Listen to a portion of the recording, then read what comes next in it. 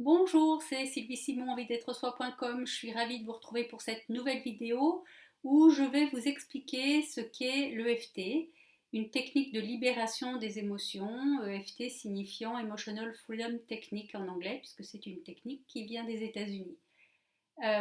Donc l'EFT, c'est pour moi un outil qui est vraiment d'une simplicité extrême, qui permet d'être très efficace pour la gestion du stress et des émotions dérangeantes, tout en ayant des résultats très rapides et durables.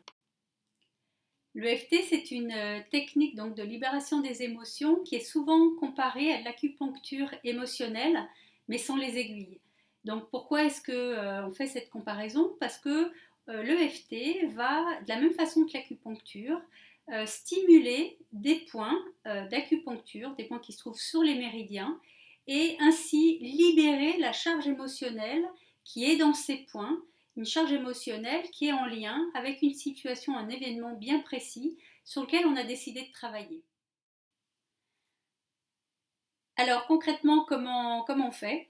Ça va être très simple. On va donc procéder à des tapotements ou un tapping, tout simplement avec nos doigts, et on va tapoter sur un certain nombre de points sur le corps. Je détaille d'ailleurs dans une autre vidéo ce qu'on appelle la ronde EFT ou la ronde de tapping, qui vous présente les différents points et comment faire une ronde EFT.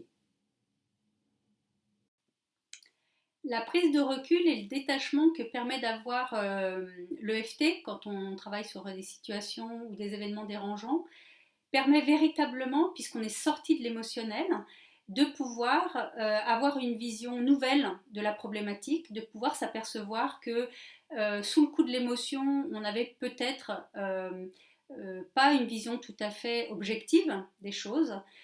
Et ça va permettre véritablement de voir les choses sous un autre angle et de pouvoir ne pas rester bloqué dans cet événement et ce qui dérangeait, mais de se remettre dans une action et dans une dynamique d'action. La finalité de l'EFT est vraiment la libération des émotions dérangeantes ou négatives, partant du principe qu'on n'a pas besoin de conserver ces choses qui nous encombrent, et de permettre de retrouver du recul et du détachement par rapport aux événements, aux situations qui nous dérangent.